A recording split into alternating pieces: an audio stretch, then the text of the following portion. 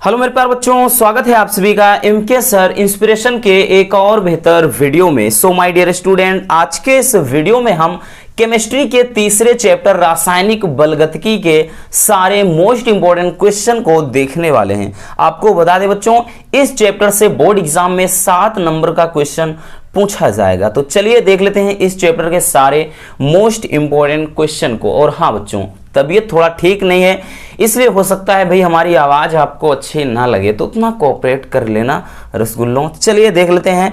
पहला क्वेश्चन है कि अभिक्रिया की दर क्या है, या कहेगा अभिक्रिया का वेग किसे कहते हैं और इसको प्रभावित करने वाले कारक कौन कौन से हैं। मोस्ट इंपॉर्टेंट क्वेश्चन बच्चों कि अभिक्रिया की दर किसे कहते हैं और दर को प्रभावित करने वाले कौन कौन से कारक हैं। ठीक, ध्यान से समझिएगा, परिभाषा एकदम सिंपल तरीके से हमने लिखा है। लिखेंगे कि एकांक समय में या इकाई समय में, भाई एकांक समय लिखिए या इकाई समय में किसी भी अभिकारक या उत्पाद की सांद्रता में होने वाले परिवर्तन को अभिक्रिया का वेग कहते हैं। जैसे बच्चों, अगर ए है, ए से बी बन रहा है, तो इसको अपन क्या बोलते हैं, अभिकारक।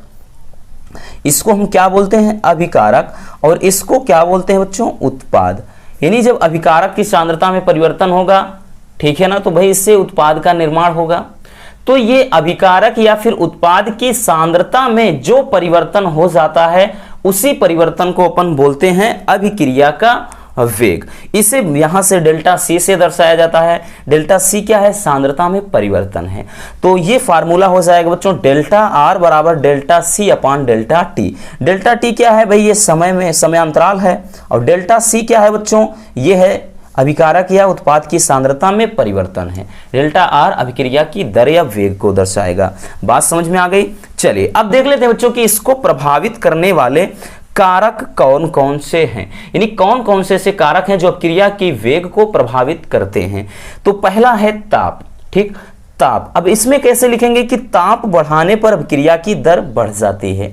ठीक, इसमें क्वेश्चन पूछा जाता है बच्चों, ऑब्जेक्टिव भी पूछता है कि मतलब क्या हो, इसमें पूछेगा कि अभिक्रिया की वेग पर क्या प्रभाव पड़ेगा यदि हम ताप में वृद्धि कर देते हैं। तो ताप बढ़ाने पर अभिक्रिया की दर बढ़ जाती है, इतना याद रखना। दूसरा है बच्चों दाब। ठीक, दाब बढ़ाने पर भी अभिक्रिया की दर बढ़ जाएगी, क्योंकि जो सक्रिय मतलब जो सक्रिय अणुओं की संख्या है वो बढ़ जाती है, इसी कारण क्या है, दर भी बढ़ जाएगी। नेक्स्ट है बच्चों सांद्रता।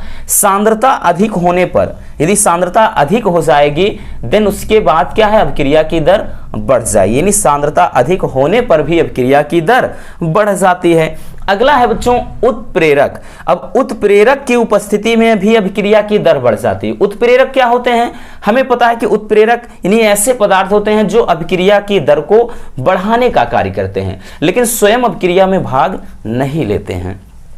तो ऐसे पदार्थों को उत्प्रेरक कहा जाता है। तो उत्प्रेरक की उपस्थिति में भी अभिक्रिया की दर बढ़ जाती है। ठीक, चलिए इसको स्क्रीनशॉट कर लीजिए। चलिए पहले इसको आगे थोड़ा इतना कर लीजिए स्क्रीनशॉट बच्चों।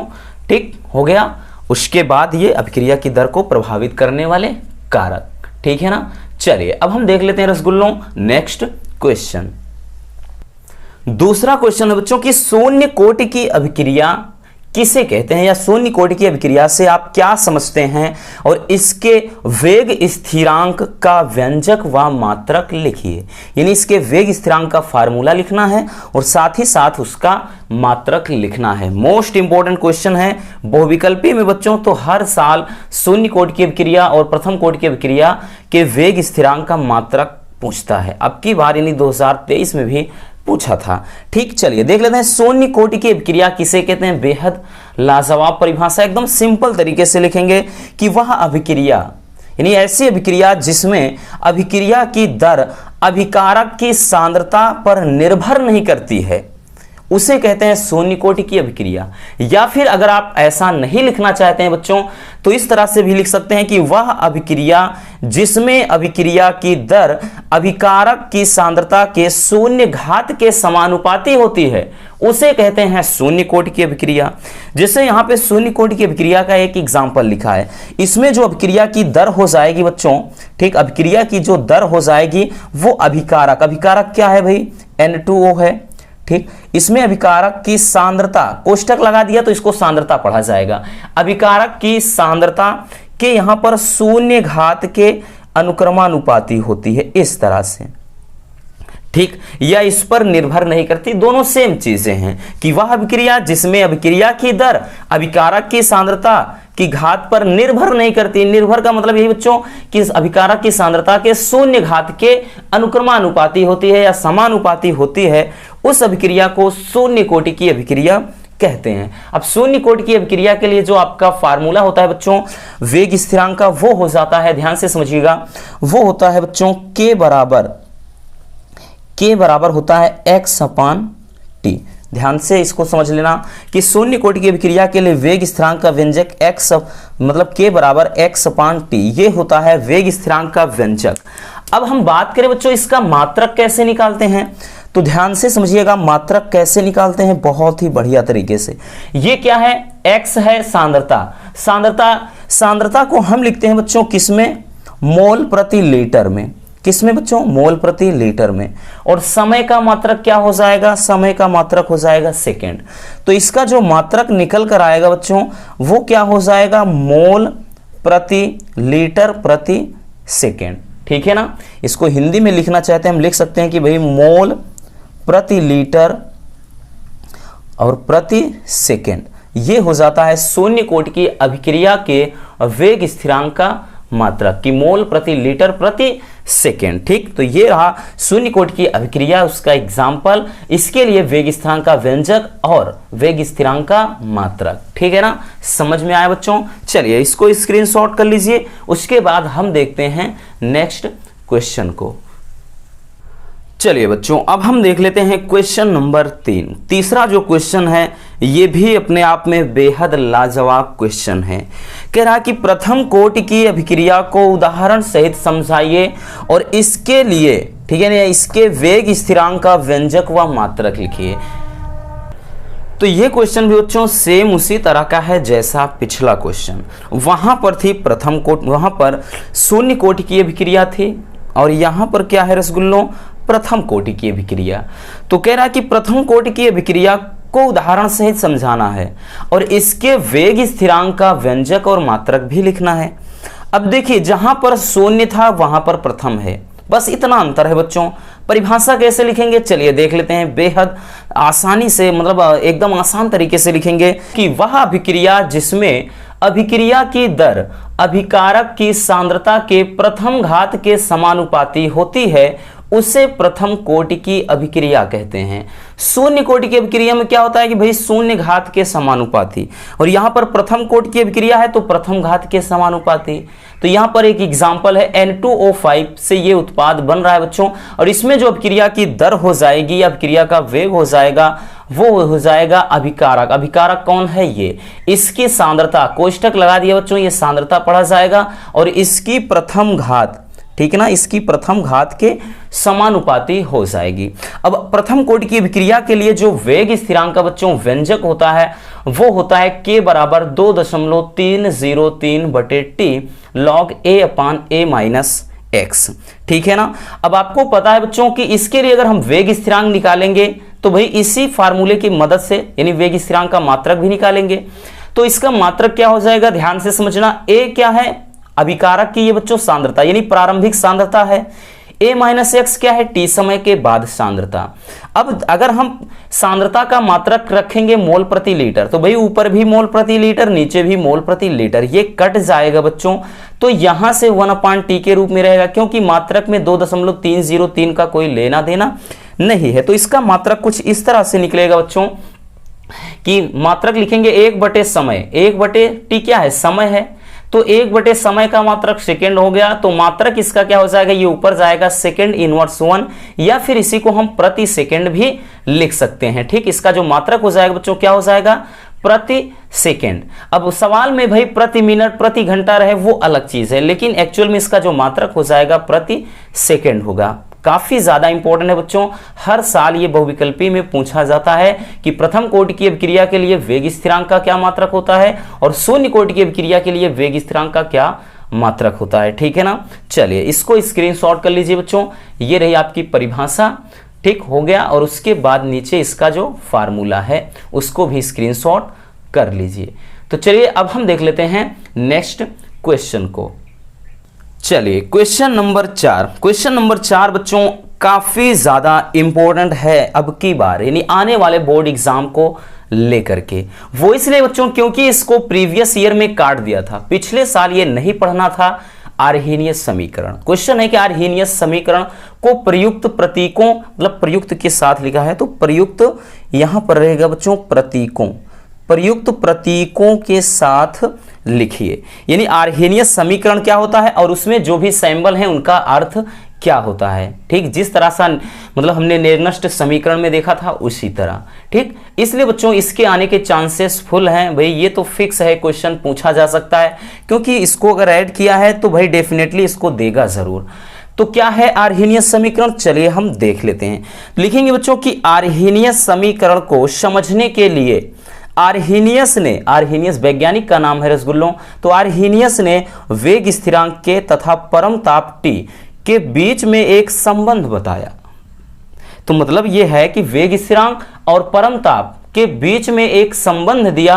वो संबंध क्या है, एक समीकरण के द्वारा इन्होंने बताया, उसी को कहते हैं आर्हेनियस समीकरण।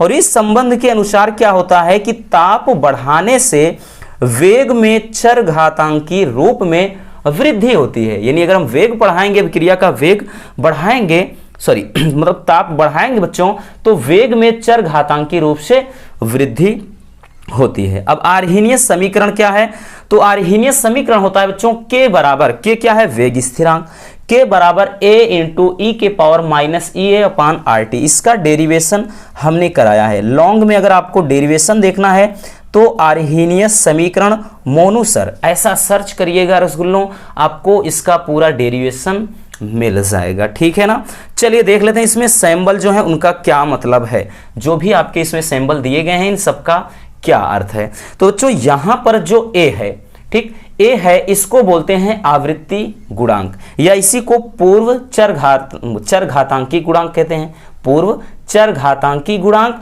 या फिर आवृत्ति गुणांक। ये क्या है, सक्रियण ऊर्जा है। आर क्या है बच्चों, गैस स्थिरांक या गैस नियतांक है। टी क्या है, परम ताप, और ये केल्विन में होता है। ठीक, ये है परम ताप। ठीक, तो ये रहा बच्चों आर्हेनियस समीकरण। चलिए इसको स्क्रीनशॉट कर लीजिए, आर्हेनियस समीकरण, और इसमें जो भी उपयुक्त सिंबल है। ठीक है ना, हो गया। चलिए अब हम देख लेते हैं बच्चों नेक्स्ट क्वेश्चन, यानी क्वेश्चन नंबर 5। चलिए क्वेश्चन नंबर 5 क्या कह रहा है कि सक्रियण ऊर्जा को परिभाषित कीजिए। मोस्ट इंपॉर्टेंट क्वेश्चन है बच्चों, सक्रियण ऊर्जा काफी लाजवाब है। सक्रियण ऊर्जा किसे कहते हैं, ध्यान से समझना, बेहद सरल तरीके से हमने बताया बच्चों कि सक्रियण ऊर्जा वह न्यूनतम ऊर्जा है जो अभिकारक को उत्पाद में परिवर्तित होने के लिए आवश्यक है। यानी वह न्यूनतम ऊर्जा जो अभिकारक को उत्पाद में बदल दे, वो ऊर्जा ही कहलाएगी सक्रियण ऊर्जा। अब सक्रियण ऊर्जा के बारे में कुछ बातें हैं बच्चों, वो हम देख लेते हैं। तो पहला लिखेंगे बच्चों सक्रियण ऊर्जा के बारे में कि सक्रियण ऊर्जा जितनी कम होगी अभिक्रिया का वेग उतना ही अधिक होगा। अब ये ऐसा क्यों होगा बच्चों, क्योंकि सक्रियण ऊर्जा जितनी कम हो जाएगी, सक्रियण ऊर्जा कम होने से सक्रिय यानी अभिक्रिया में सक्रिय अणुओं की संख्या बढ़ेगी। अब जब सक्रिय अणुओं की संख्या बढ़ेगी उसमें टक्करों की संख्या बढ़ेगी, और टक्करों की संख्या बढ़ेगी तो जाहिर सी बात है बच्चों अभिक्रिया का वेग भी बढ़ेगा। ठीक है ना। दूसरा है कि ताप बढ़ाने पर सक्रिय अणुओं की सांद्रता में भी वृद्धि होती है। यानी अगर हम ताप बढ़ाएंगे तो क्या है, सक्रिय अणुओं की सांद्रता में वृद्धि होगी, और जिसके कारण क्या है, अणु तेजी से एक दूसरे से टकराएंगे, और इससे भी क्या हो जाएगा, अभिक्रिया का वेग बढ़ता है। ठीक है। नेक्स्ट है कि जब सक्रिय अणु परस्पर टकराते हैं, जो भी सक्रिय अणु होते हैं, ठीक, अगर आपस में टकराते हैं तो सक्रियत संकुल मध्यवर्ती क्या है, एक यौगिक का निर्माण होता है। तो ये सक्रियण मतलब ऊर्जा के बारे में कुछ बातें हैं। ठीक है ना। चलिए इसको स्क्रीनशॉट कर लो बच्चों कि सक्रियण ऊर्जा क्या है और इसके बारे में कुछ निम्नलिखित बातें हैं। हो गया। चलिए अब यहां से जो नेक्स्ट क्वेश्चन है बच्चों, 3 सबसे ज्यादा लाजवाब क्वेश्चन आपके लॉन्ग में, ठीक है ना, जो हमेशा रेगुलर पूछे जाते हैं। तो क्वेश्चन नंबर 6 है कि प्रथम कोटि की अभिक्रिया के लिए वेग स्थिरांक का व्यंजक प्राप्त कीजिए। तो प्रथम कोटि की अभिक्रिया के लिए वेग स्थिरांक का व्यंजक प्राप्त कीजिए, यानी इसका जो डेरिवेशन होता है। आपके बोर्ड एग्जाम में बच्चों ये 3 नंबर में मिनिमम तो 3 में पूछा जाता है, या 3 नंबर में नहीं आता है तो कभी कभार 4 नंबर में भी पूछ लेता है। और अब की बार तो हो सकता है कि भाई अभिक्रिया की मतलब इसमें कोई न्यूमेरिकल ऐड करके 5 नंबर में पूछ ले। ठीक, तो अभिक्रिया की मतलब प्रथम कोटि की अभिक्रिया के वेग स्थिरांक का जो व्यंजक है, अभी जो हमने देखा के बराबर 2.303 बटे होता है टी, और उसके बाद लॉग ए अपान ए माइनस एक्स। तो ये होता है बच्चों प्रथम कोटि की अभिक्रिया के लिए वेग स्थिरांक का व्यंजक। लेकिन यहां पर हमने इसका डेरिवेशन नहीं कराया है। अगर आपको इसका डेरिवेशन देखना है तो भाई पूरा प्रथम कोटि की अभिक्रिया के लिए वेग स्थिरांक का व्यंजक इतना सर्च करिए, आ जाएगा हमारा वीडियो। या फिर हमने बच्चों प्लेलिस्ट जो बनाया है 12th केमिस्ट्री 2024, उसमें भी इसका डेरिवेशन है। ठीक है ना, काफी ज्यादा इंपॉर्टेंट, इसलिए बोल रहे हैं बच्चों कि इसको बिल्कुल भी मिस मत करना। अगला है कि शून्य कोटि की अभिक्रिया के लिए वेग स्थिरांक का व्यंजक प्राप्त कीजिए। तो शून्य कोटि की अभिक्रिया के लिए इसको भी अभी हमने जो देखा के बराबर x अपान टी, तो ये भी डेरिवेशन काफी ज्यादा पूछा जाता है। तो शून्य कोटि की अभिक्रिया के लिए वेग स्थिरांक का व्यंजक, ये डेरिवेशन भी हमने कराया है, उसी प्लेलिस्ट में है 12th केमिस्ट्री 2024। उसी प्लेलिस्ट में बच्चों शून्य कोटि की अभिक्रिया भी है और प्रथम कोटि की अभिक्रिया भी है, यानी दोनों में वेग स्थिरांक का डेरिवेशन वहां पर हमने कराया है। ठीक है ना। नेक्स्ट क्वेश्चन है क्वेश्चन नंबर 8। जो क्वेश्चन नंबर 8 है ये भी काफी ज्यादा लाजवाब है कि अभिक्रिया की कोटि, ठीक है ना, कि अभिक्रिया की कोटि और आणविकता में क्या अंतर है। कोटि क्या होती है, तो अभिकारक की सांद्रता की घात के योग को अभिक्रिया की कोटि कहते हैं।